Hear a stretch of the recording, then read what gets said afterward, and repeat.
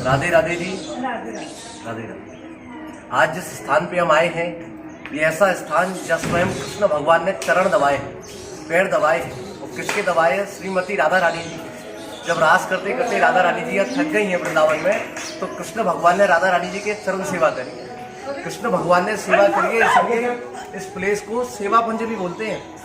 ये वृंदावन का बहुत पुराना स्थान, 5,500 वर्ष पहले का ये स्थान हम आए हैं। अब आगे हम मंदिर का विजिट करते हैं, भगवान के दर्शन करते हैं। आइए।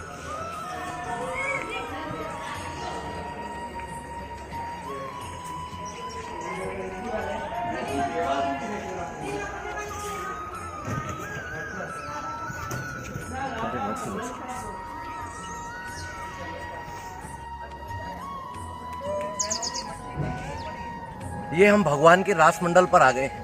रास मंडल का मतलब भगवान का ये डांस फ्लोर है। इसी जगह कृष्ण भगवान, श्रीमती राधा रानी जी और उनकी सभी गोपियां यहीं इसी जगह पर रास करती हैं। एक बार जब यहाँ रास करते करते राधा रानी जी थक गई हैं, तो स्वयं कृष्ण भगवान ने राधा रानी जी के चरण दबाए हैं, चरण सेवा करी, सेवा की है। इसीलिए इस पूरे जंगल को सेवा कुंज वन के नाम से जाना गया। आज भी यहाँ मंदिर की ऐसी मान्यता है, ऐसी कथा है कि रात के समय पे कोई भी जीव जंतु, मोर, बंदर, पक्षी, कोई भी यहाँ पर में किसी प्रकार का कोई भी जीव यहाँ रह नहीं सकता। कोई भी यहाँ रात के टाइम में रह नहीं सकता। अगर कोई छिप कर के भी रह जाता है रात को, तो सुबह ऐसी मान्यता है मंदिर की कि वो मर जाता है, पागल हो जाता है, गूंगा हो जाता है, बहरा हो जाता है, यानी कि बता नहीं सकता है कि मैंने क्या देखा है। ऐसी उसकी कंडीशन बन जाती है, ऐसी उसकी अवस्था बन जाती है। इसके लिए एक दोहा भी यहाँ वृंदावन में वर्णन किया गया है। कहते हैं, वृंदावन के वृक्ष को और मरम ना जाने कोई, डाल डाल और पात पात पे राधे राधे हुए। जितने भी पेड़ हैं, लताएं हैं, पत्तियां हैं, आज भी ऐसी मंदिर की मान्यता है कि सभी पत्तियों से राधे राधे की आवाजें सुनाई देती है। बोलो।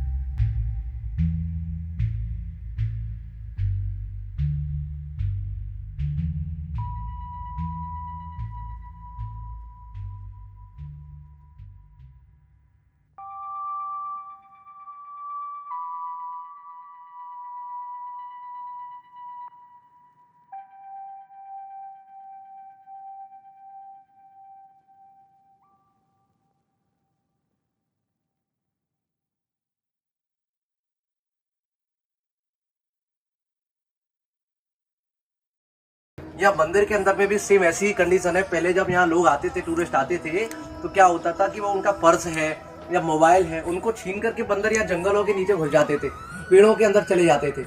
आप देख सकते हैं ये बंदर इतनी मस्ती यहाँ पर करते हैं।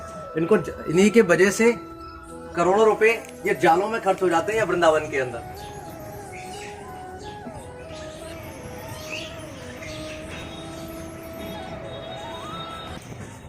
अब हम आ चुके हैं ललिता कुंड। जिस ललिता कुंड के बारे में मैं अभी आपको डिफाइन कर रहा था, अभी इसको हम ढंग से दर्शन करेंगे।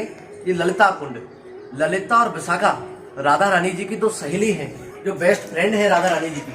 जब रास करते करते यहाँ ललिता सखी को प्यास लगी है, तो कृष्ण भगवान ने खुद अपनी बंसी को बजा करके जमीन से छिपा दिया।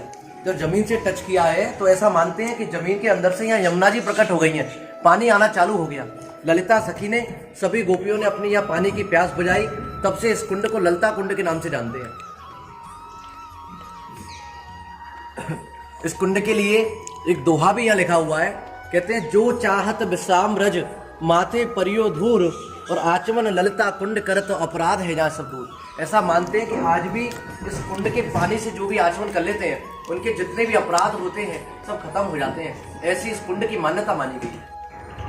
एक दोहा और यहाँ पर बहुत ज्यादा प्रसिद्ध है, बहुत प्रचलित है। जब कृष्ण भगवान ने राधा रानी जी की चरण सेवा की है, तो जितनी भी गोपियां थीं तो राधा रानी से कुछ कह रही हैं, और उसी कहने को लेकर के या साधु संतों ने एक दोहा का वर्णन किया है। कहते हैं कि राधे तुम बड़ भाग्यनी और कौन तपस्या कीन, तीन लोक तारण तरण और सो तेरे आदमी। इस दोहे का अर्थ ये हुआ कि हे राधा रानी, आपने ऐसी कौन सी तपस्या करी है कि जो तीनों लोकों के मालिक हैं वो भी आपके नौकर बन के बैठे हुए हैं। तो यहाँ कृष्ण भगवान स्वयं राधा रानी जी के नौकर बन के बैठे हुए। तो कृष्ण क्या कह रहे हैं कि राधे मेरी स्वामिनी और मैं राधे का दास, और जन्म जन्म मोदी जी और श्री वृंदावन का वास। कि राधा रानी तो मेरी मालकिन है, मेरी स्वामिनी है, और मैं राधा रानी जी का दास हूँ। तो स्वयं कृष्ण भगवान ने अपने आप में राधा रानी जी का दास कहा है, उनका नौकर कहा है। आपको कैसा लगा ये वीडियो आप कमेंट करके बताइए, और प्लीज़ लाइक कीजिए, हमें सपोर्ट कीजिए, जो इस तरह की वीडियो हम आगे भी बनाते रहें और आपको वृंदावन के बड़े सुंदर सुंदर और आध्यात्मिक और प्राचीन मंदिरों के बारे में हम आपको दर्शन कराते रहें और दिखाते रहें, और सारी जो भी स्टोरी है आपको बताते रहें। जब भी आप वृंदावन में आएँ और बंदरों को आप खिलाना चाहते हैं, तो ये सेवा कुंज में एक पर्टिकुलर प्लेस बनाया हुआ है बंदरों के लिए, कि बंदरों को खाने का सामान यहाँ डाला जाता है।